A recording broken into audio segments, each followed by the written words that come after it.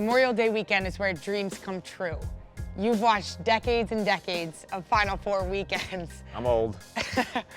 What's your favorite memory? I have to go way back. 1989, I get in a car with my best friend Rob Kev. We head down to College Park, Syracuse against Johns Hopkins. It's #1 versus #2. It's like the Yankees and the Red Sox for college lacrosse.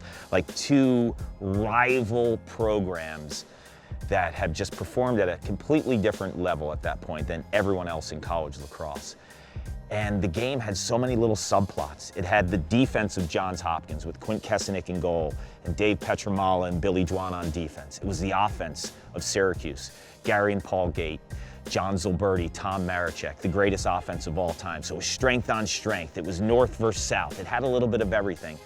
And when I was watching as a kid, I was 14 at the time, only in 8th grade, it was at that moment in time where I said to myself, I have to be part of this. Some way, some shape, I have to be part of this game. And from that moment, it just became so much a part of me wanting to come to Syracuse. 2014 is the year it changed for me. I watched the Duke men's team go back-to-back. Jordan Wolf, phenomenal player who led them there.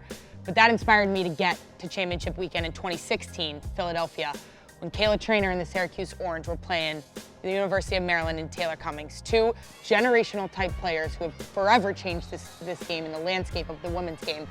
But for me, it was getting to see them play in person and getting to see the crowd that they brought in that day and all the young girls who have played youth lacrosse, who came in their jerseys, and they were there to watch them play. And they put on a show all Final Four weekend. But to see that game live and to see two girls that I aspired to be, I was inspired by, I was just drawn into the way that they played and the leadership they displayed. Both of them had phenomenal years. Taylor Cummings ended up winning the Touraton that year. Kayla was a finalist. But both left the game of college lacrosse in a better place, and they're still doing that to this day. So to get to see them play live in person is something I will never forget.